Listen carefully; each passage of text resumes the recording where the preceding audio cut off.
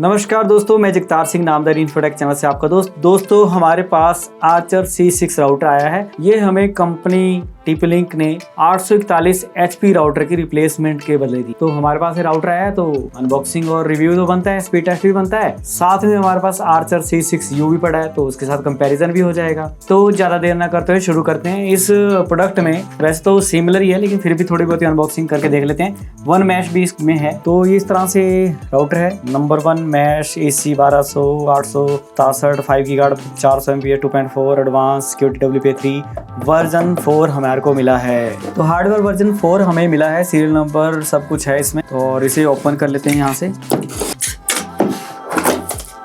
और इस तरह से राउटर है, बिल्कुल सेम टू सेम C6U की तरह ही है और जबरदस्त चीज़ है, ठीक है। और वही इसमें दाने फ्रंट में लाइटें और एंटीने वही 2 5.8 के 2 2.4 गीगाहर्ट्ज के एंटीने, ठीक है। और बैक साइड पे बात की जाए तो 4 लैन पे ऑन ऑफ रीसेट और फैन पावर इनपुट और बटन, बस USB पोर्ट नहीं है। तो इस राउटर को के साथ हमारे को वही लैन केबल और चार्जर बस। चलिए अब इसे ऑन करते हैं और मोबाइल में कॉन्फ़िगर करके देखते हैं। तो चलिए सबसे पहले टीदर ऐप में चले जाएंगे हम TP-Link की, जिसमें इसे इंस्टॉल करने में काफ़ी आसानी रहेगी। वाईफाई देख लेते हैं इसका नाम क्या आ रहा है और कनेक्ट करने की कोशिश करते हैं। फिलहाल हमने कुछ भी नहीं कनेक्ट किया, ठीक है। और सीधे टीदर ऐप में चले जाते हैं। तो टीदर ऐप में अभी हमारा जो राउटर आ रहा है वही आ रहा है। तो अगर हम यहाँ से माई डिवाइसेस में तो यही आ रहा है, ऐड करेंगे तो वायरलेस राउटर करेंगे ऐड, ठीक है। तो कौन सा राउटर है, जैसे यहाँ पे मुझे लगता है अभी तो कनेक्ट हार्डवेयर करेंगे। हार्डवेयर कनेक्ट हो चुका है और मेन राउटर से इसे लैन केबल लगानी पड़ेगी। तो लैन केबल मैं ले आता हूँ। तो लैन केबल ले आए हम और इसके वैन वाले पोर्ट में लगा देते हैं। पावर बटन रह गया था ऑन करना और लैन केबल हमने इसके वैन वाले पोर्ट में लगा दी है। और चलिए दोस्तों, सेटअप करते करते लाइट चली गई थी। तो अब हम टीदर ऐप से दोबारा से शुरू करेंगे क्योंकि वो पूरा नहीं हो पाया। अगर आपके साथ भी ऐसा होता समझ लीजिए अभी शुरू से शुरू करना पड़ेगा। शुरू से शुरू करते, ठीक है। तो add a device, wireless router, hardware, next solid on है। QR कोड से हम स्कैन करेंगे। वाईफाई ऑन कर दिया, कनेक्टिंग आ गया। आर्चर C6 ही मॉडल है इसका। Dynamic IP address do not change, SSID होगा इसका। पासवर्ड और इंटरनेट अप्लाई। तो अप्लाई सेटिंग्स हो चुकी हैं। पहले हमारे से इसने इसका लॉगिन ID पासवर्ड भी मांगा था चेंज करने के लिए, इस बार नहीं मांगा है। तो चलो देखते हैं कहाँ तक लेके चलता है हमारे को। मेरे हिसाब से अब हमें नए वाईफाई से जुड़ना चाहिए, लेकिन हमें देखना चाहिए भी ये हमारे से क्या मांगता है। ये बोलता है कॉपी पासवर्ड करो और कनेक्ट करो। तो इस तरह से आर्चर C6 से हमारा मोबाइल कनेक्ट हो जाएगा। लॉगिन हो रहा है, कॉन्ग्रेचुलेशंस। तो हमारा राउटर सेटअप हो चुका है, बहुत इजी है। 3 स्टेप में ये कॉन्फ़िगर हो गया। अब ये पूछ रहा है बाइंड TP-Link ID। इसका मतलब है ये जो राउटर है ये हमारी आईडी से बाइंड हो जाएगा, तो सिर्फ हमारे ही टीदर ऐप में ओपन होगा, कोई और इसको टीदर ऐप में ओपन नहीं कर सकता है। तो हम ऐसा नहीं कर रहे हैं। इसमें गेस्ट नेटवर्क की ऑप्शन भी है, हम इनेबल कर सकते हैं। और क्विक सेटअप यहाँ पे है, इंटर कनेक्शन है, 1 मैश की ऑप्शन है, पेरेंट कंट्रोल है, नेटवर्क डायग्नोस्टिक्स है। यहाँ पे अभी हमारा जो नेट प्रॉपरली चल रहा है तो दिक्कत नहीं आएगी डायग्नोस्टिक करने की। उसके अलावा guest network share wifi share करने के लिए QR कोड बना सकते हैं। TP-Link ID, operation mode, system में चले जाएंगे तो फर्मवेयर अपडेट की ऑप्शन आ रही है, तो हम इसे अपडेट कर देंगे। तो अपडेट करने से मतलब जो है इसमें जो कैपेबिलिटी है वो अच्छी आ जाएगी। वैसे भी ये लेटेस्ट वर्जन है, वर्जन 4, और इसमें नया सॉफ्टवेयर आ जाएगा तो शायद हो सकता है कोई बग वगैरह हो तो वो हट जाएगा। और ध्यान रखें इस दौरान जो है राउटर बंद नहीं होना चाहिए, लाइट नहीं जानी चाहिए। अगर ऐसा होता है तो इसका सॉफ्टवेयर ख़राब हो जाएगा, इनकी ऑपरेटिंग सिस्टम ख़राब हो जाएगा। फिर हमें जो है इसको रिकवरी मोड पे चलाना पड़ेगा या फिर सर्विस सेंटर भेजना पड़ेगा। तो इस बात का ध्यान रखिए, जब हम अपडेट करें तो लाइट नहीं जानी चाहिए। Updating successfully. तो ये नो डिवाइस फाउंड कर रहा है। तो जो हमारा ऊपर का राउटर वो बंद हो चुका है क्योंकि यानी कि 7 बज चुके हैं, तो ऑफिस क्लोज हो चुका है। तो यहाँ पे आर्चर C6 आ चुका है और अभी हमने बाइंड नहीं किया। ऑपरेशन मोड में ये है E-WAN इंटरनेट कनेक्शन है। इसका मतलब है सेम तरह का कॉन्फ़िगरेशन हम यूज़ कर सकते हैं, मतलब वैन वाले पोर्ट को एज अ लैन यूज़ कर सकते हैं और सेम सीरीज़ का IP एड्रेस लग सकते हैं। तो ये बहुत अच्छी चीज़ है। कुछ ही राउटर्स में ऐसा होता है, लेकिन TP-Link के अभी जो राउटर आ रहे हैं आर्चर सीरीज़ में उसमें सब में है। उसके अलावा अब इसमें क्या कर सकते हैं हम, इसका जो है लैन IP एड्रेस जो है सेम सीरीज़ का रख सकते हैं, जिससे हमें सेम नेटवर्क बनाने में ईजी हो जाएगा। मेरे हिसाब से एडमिन 123 इसका पासवर्ड हो रखा होगा शायद। जी हाँ, पासवर्ड एडमिन 123 हो चुका था इसका सेट। इसके एडवांस में जाएंगे, इंटरनेट में जाएंगे और डायनेमिक की जगह इसको स्टैटिक कर देंगे। बस इसी से हमारा काम हो जाएगा। 179 कर दिया। ये ऐसा हम इसलिए कर रहे हैं क्योंकि सेम नेटवर्क अगर रहेगा तो हमारे पास तो नेटवर्किंग वो अच्छी रहेगी। जैसे मान लो मैं अगर इस कंप्यूटर से डाटा शेयर कर रहा हूँ तो मैं शेयरिंग में इसे नहीं देख पाऊँगा अगर मेरा IP एड्रेस अलग होगा। जैसे सेम सीरीज़ का IP एड्रेस को ऐसा कहते हैं, जैसे 192.168.1.0 से लेकर 255 तक जो एड्रेस है वो एक ही जगह रहेंगे, एक ही आपस में बात कर सकते हैं। अगर 0 आ गया, ठीक है, लास्ट का डिजिट चेंज होगा वो चलता है, लेकिन जो पीछे का थर्ड जो ब्लॉक है उसमें चेंज होगा तो वो तीनों के तीनों ब्लॉक सेम होने चाहिए, ऐसा रहता है प्राइवेट नेटवर्क में। तो इसलिए जो है मैं इसको सेम नेटवर्क में डाल रहा हूँ। तो इस तरह से नेटवर्क सेव हो चुका है और इसका हम DHCP सर्वर ऑफ कर देंगे, यानी कि IP एड्रेस मुझे देना बंद कर देगा। अभी जो मेरे मोबाइल पे IP एड्रेस आ रहा है वो है 0.101। अगर मैं इसे डिस्कनेक्ट करके दोबारा कनेक्ट करता हूँ तो देखिएगा क्या होता है। तो इसने 0 वाला IP एड्रेस ही दे दिया मेरे को। और DHCP सर्वर चेक करते हैं, ये तो ऑफ है। इनकी फॉल बैक का ऑप्शन इसमें है, तब करके इसने ले लिया। तो हम ऐसा करते हैं, ऑपरेशन मोड चलाते हैं और इसमें अच्छी तरीके से लाइट लूट जा रही है। कितने Mbps पोर्ट है देखो, प्रॉपर्ली पता लग रहा है ना। कई बार होता है कि हम वायर लगाते हैं 100 Mbps की तो, और ध्यान हम चाहते हैं 1 Gbps, तो यहाँ पे लिखा है 1000 Mbps जो है पूरी 1 Gbps चल रहा है। तो हमें क्या करना पड़ेगा, हमें विजार्ड चलाना पड़ेगा। तो उसके लिए टीजर ऐप में गए, ऑपरेशन मोड में गए। चलिए DHCP ऑफ करने के बाद तो है ये फॉल बैक ले रहा है, तो हम एक्सेस पॉइंट इसे बना देते हैं। इससे होगा क्या, भी इसका IP एड्रेस जो है बंद हो जाएगा, ये स्टैटिक रह जाएगा और हम जो पीछे से आ रहा है वही ले पाएंगे, जो हम एक्चुअल पे चाहते हैं वही हो जाएगा। तो देखते हैं, अभी एक्सेस पॉइंट मोड ऑन करते हैं और फिर देखते हैं आगे क्या हमें ऑप्शन मिल जाते हैं साथ में। या तो सीधे ही जो IP एड्रेस जो है हमारे को मिलना शुरू हो जाएगा पीछे से, और या फिर हो सकता है इसका अलग से एक सबनेट बन गया और फिर उसमें हमें ऑप्शन करनी पड़ी। लेकिन ज़्यादातर हमें ऐसा ही रहता है, जैसे मैंने एक्सेस पॉइंट ऑन किया तो इसका सब कुछ बंद, ठीक है। इसका खुद का IP एड्रेस भी पीछे से आएगा और हमारे को भी जो है पीछे से मिलेगा। लेट्स सी क्या आ रहा है। R7C6 से कनेक्ट किया, कनेक्टेड आ गया, IP एड्रेस आ गया 1, यानी कि पीछे से चलना शुरू हो गया। और इसका IP एड्रेस पता नहीं क्या हो गया, वो चेक करने के लिए हम यहाँ पे माई डिवाइस में जाएंगे और इसके इंटरनेट पे जाएंगे तो अपने आप पता लग जाएगा भी क्या IP एड्रेस इसको मिला है। तो ऐसा हमने कुछ नहीं करना है, ठीक है, जो था वही चल रहा है, हमने कुछ भी चेंज नहीं किया, सब कुछ सेम कर दिया। लेकिन इसमें स्मार्ट ऑफ मोड हो गया, मतलब दो जो वाईफाई आ रहे हैं अलग अलग आएंगे, 2.4 का अलग होगा, 5 गीगाहर्ट्ज़ का अलग होगा, इसमें इकट्ठे नहीं आ रहा, मतलब ऐसा लिखा है, अलग अलग तरीके से कॉन्फ़िगर करने का ऑप्शन आई।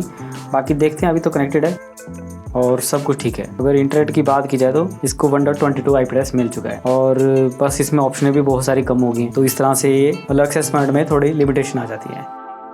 चलिए स्पीड टेस्ट कराते हैं। ये स्पीड टेस्ट है इसका एक्सेस पॉइंट मोड पे, और लैन वाली जो हमारी इंटरनेट की वायर है वो उसके वैन वाले पोर्ट में लगी है। 70 Mbps की डाउनलोडिंग और 115 Mbps की अपलोड। फर्स्ट टाइम तो ऐसा ही होता है, देखते हैं एक बार दोबारा रन करके। तो लगभग वही 60-70 की डाउनलोडिंग, अपलोडिंग फुल ले रहा है 112, 15, 18, 19, 20 तक। तो एक्चुअली में हमारी चल क्या रहा है वो भी हम चेक कर लेते हैं। जो मेन हमारा यहाँ पे स्टूडियो में राउटर लगा हुआ ना, उससे पता लग जाएगा हमारा एक्चुअली में इंटरनेट जहाँ से आ रहा है इसको वहाँ पे कितना है।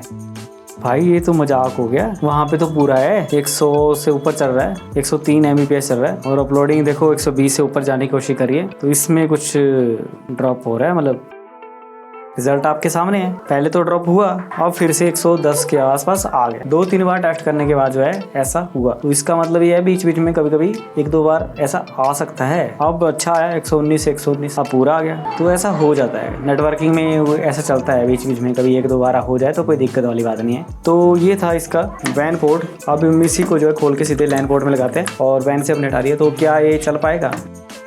R7C6 से हम कनेक्टेड है और इंटरनेट चल रहा है, इसको कोई फर्क नहीं पड़ा। अभी हमने लैन केवल कहीं से भी लगा दी क्योंकि सारे पोर्ट एक बराबर चल रहे हैं। इसको तो IP एड्रेस कहीं और से मिला ना, हमें IP एड्रेस पीछे से मिला। तो इसका फायदा मिल जाता है जब हम इस तरह के मोड में चलाते हैं, जब हमें IP एड्रेस पीछे से मिलता है तो पोर्ट का कोई फर्क नहीं पड़ता है और स्पीड लगभग बराबर मिली है और नेटवर्किंग भी बढ़िया चलेगी। अब बात करेंगे हम इसके रेंज एक्सटेंडर की भी, इसके ऊपर रेंज एक्सटेंडर करके क्या स्पीड मिलती है। तो देखते हैं दोस्तों। तो फ्रेंड्स, रिपीटर की बात करने के लिए हमें इसका जो IP एड्रेस है वो यहाँ पे लॉगिन करना पड़ेगा 192.168.1.22, क्योंकि जो IP एड्रेस इसको मिला है DHCP से वो ही चलेगा।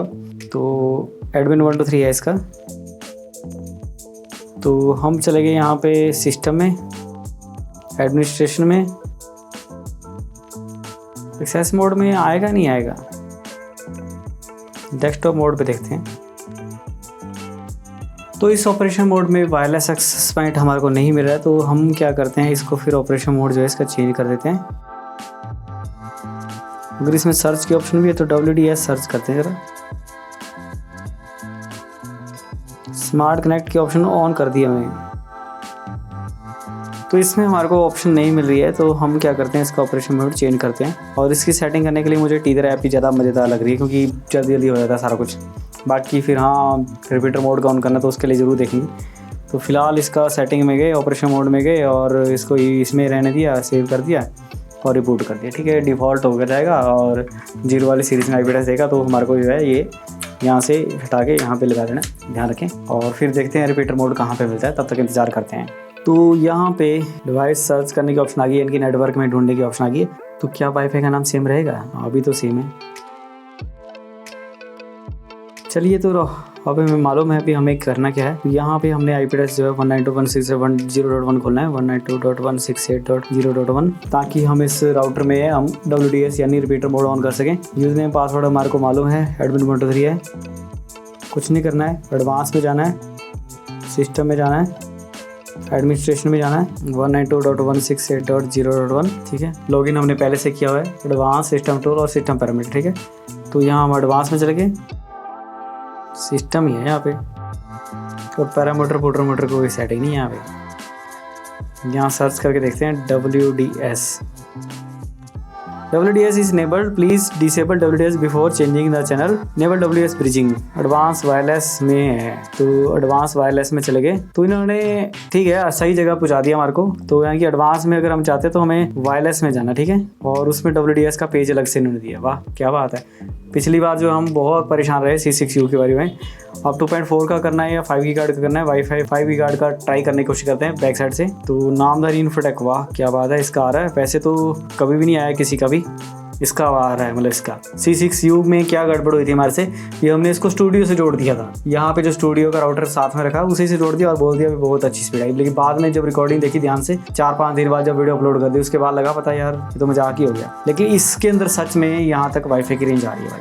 ये आपके सामने बिल्कुल रियल दिखा रहा हूँ मैं। और पासवर्ड डालते हैं, पासवर्ड हमने डाल दिया। अब देखते हैं अभी ये कनेक्टेड होता है या नहीं होता है। इसके लिए DSCP भी ऑफ करना पड़ेगा और इसका IP एड्रेस भी सेम सीरीज में करना पड़ता है, तभी चलता है। मतलब इसमें ऐसा नहीं है एक्सेस पॉइंट टाइप से नहीं है। मतलब पता नहीं एक्सेस पॉइंट वाले ऑप्शन में भी शायद हमारे को WDS मिल जाता, शायद नहीं मिलता, क्योंकि जब हमने सर्च किया तो बहुत सारी ऑप्शन आई थी। ठीक है ना, अब ये कनेक्टिंग आ रहा है, यहाँ पे कनेक्टेड आता है नहीं आता है ये देखते। तो दोस्तों यहाँ पे हमारा राउटर हो गया कनेक्टेड, ठीक है ना। तो बहुत ही ईजी मेथड था, बस हमने पासवर्ड डाला, कनेक्टेड हो गया। WDS 5 गीगाहर्ट्ज़ का हमने कनेक्ट किया। तो हमें अब उसका इंटरनेट लेने के लिए यहाँ पे इंटरनेट पे IP एड्रेस तो हमारा सेम है, मेन है भाई इसका DSCP ऑफ रखना पड़ेगा।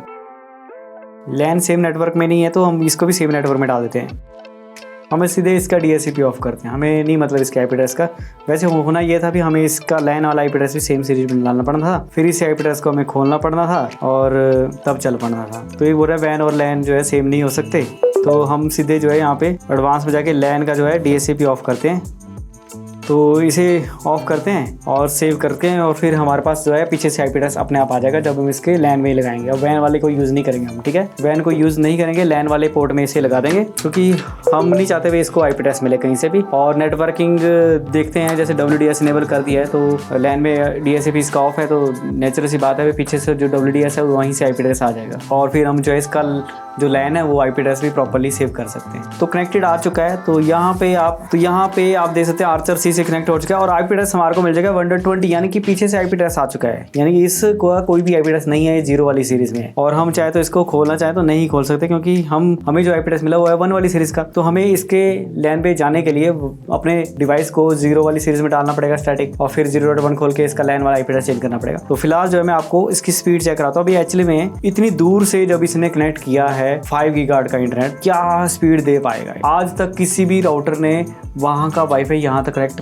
किया ही नहीं है, मतलब बिल्कुल भी कनेक्ट ये क्या हो रहा है भाई, मैं नहीं मान सकता। ये क्या कैसे चल पड़ा, ये लैन से चला होगा। मेरे को लैन लगाने की जरूरत क्या है, मेरा भी दिमाग खराब है ना। लैन लगाने की जरूरत क्या है जब इसको वायरलेस WDS बनाया हुआ है, तभी इसमें लैन मतलब जो है इंटरनेट चल रहा है। तो अब जो है हमारा देखते हैं, एक बार दोबारा से डिस्कनेक्ट करके नेट करने की कोशिश करते हैं और फिर IP एड्रेस आता है कि नहीं आता वो देखते हैं। लैन की जरूरत नहीं है भाई, क्योंकि अब इसने हमने इसको WDS बना दिया, ठीक है ना। मैं भी जल्दी के चक्कर में कुछ और ही कर रहा हूँ। तो कनेक्टेड है और IP एड्रेस भी आ चुका है और अब देखते हैं क्या स्पीड आती है। तो यहाँ से 2 कमरे दूर जो वाईफाई राउटर लगा है उसके साथ हमने कनेक्ट किया है, जिसकी रेंज यहाँ पे मेरे मोबाइल पे भी कनेक्ट नहीं होती है, ठीक है ना। आपको पहले बहुत सारी वीडियोस में देखा होगा, यहाँ तो नाम तक नहीं आ रहा, नामधारी इन्फोटेक उसका 5 गीगाहर्ट्ज वाले का, ठीक है। और इसने उसके साथ कनेक्ट कर लिया। तो अगर मेरे को 5 Mbps भी दे दी तो बहुत बड़ी बात है, मतलब ये अच्छा रिपीटर हो सकता है, लेकिन मुझे नहीं लग रहा भी चल पाएगा।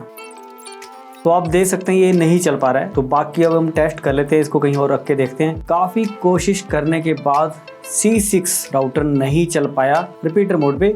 5.8 गीगाहर्ट्ज दूसरी दुकान से हमारे यहाँ पे नहीं कनेक्ट हो पाया। फिर हमने C6U से भी कंपेयर करना था, तो हमने C6U निकाल दिया। USB पोर्ट दिख रहा है ना आपको, इसे हमने यहाँ रखा है और जो हमने बताया था भी इसका रिपीटर बहुत ज़बरदस्त है वो हम चेक करते हैं। तो फिलहाल हमने ये देखो इस राउटर को कनेक्ट कर दिया अपने मोबाइल में। IP एड्रेस हमारे को DHCP से आ रहा है, बट DHCP किसका है, मेन राउटर का, यानी कि ये वहाँ से कनेक्ट हो गया है। और मैंने रिफ्रेश करके भी देख लिया, हमारा जो IP एड्रेस है उधर का चल रहा है, यानी कि ये C6U ज़्यादा पावरफुल है।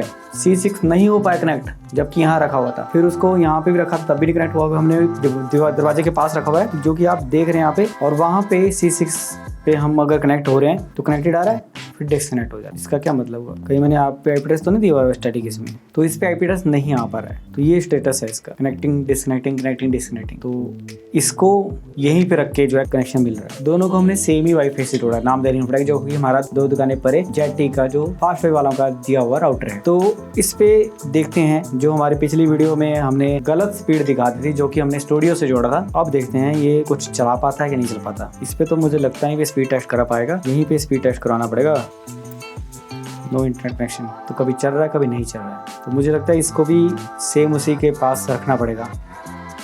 लेकिन अगर नेटवर्किंग की बात की जाए तो अभी चल रहा था, बट ना चलने के बराबर ही है ये भी। तो हम ये मानते हैं अभी यहाँ तक अभी तक कोई भी ऐसा राउटर नहीं है जो हमारे राउटर से रिपीटर मोड पे 5 गीगाहर्ट्ज के वाईफाई को यहाँ तक पहुँचा सके। 2.4 गीगाहर्ट्ज का हम चेक कर सकते हैं। एक बार दोनों में कनेक्ट करता हूँ, फिर उसके बाद आपसे बात करते हैं। तो दोस्तों आपने देखा C6 राउटर जो हमें कंपनी वालों ने दिया था 841 HP के बदले में, वो गीगाबाइट इथरनेट राउटर तो है बट इतना अच्छा रिपीटर नहीं है। तो हमने टेंडा AC10 भी मंगवाया हुआ है, उसकी वीडियो में जाके कंपैरिजन भी किया हुआ है, आई बटन में वीडियो है। और C6U और C6 में तो कंपैरिजन हमने कर ही दिया। दोनों ही सिमिलर टाइप से हैं, मतलब दोनों की कवरेज भी सेम ही है और स्पीड भी सेम ही है, सिग्नल भी सेम ही है और रिपीटर मोड भी लगभग सेम ही है। तो हमारा यहाँ से 2 कमरे दूर जो परे वाईफाई है वो यहाँ तक नहीं आ पाया, ना 2.4 गीगाहर्ट्ज का ना 5 गीगाहर्ट्ज का। ये बहुत ही दुख की बात है। मतलब भी हमने टेंडा का नॉर्मल टेंडा N301 या फिर हमने MI4A राउटर या MI4C राउटर को भी हमने यहाँ पे रिपीट करके दिखाया है, बट इतने बड़े बड़े राउटर और इनमें ये नहीं पॉसिबल हो पाया, और ना ही इनमें इतने अच्छे से रिपीटर मोड की ऑप्शंस दिखाई दे रही हैं। तो ये सब कुछ था। और अगर आपको ये फिर भी खरीदना है क्लासिकल लुक वाला Archer C6 राउटर चाहिए और आपके पास है, तो उसकी कुछ हमने सेटिंग्स बताई हैं इस वीडियो में। हमें आशा आपको ये वीडियो पसंद आई होगी और बाय लिंक डिस्क्रिप्शन में इतना बताते मैं आपका शुक्र करना चाहूँगा। बहुत बहुत धन्यवाद। जय हिंद।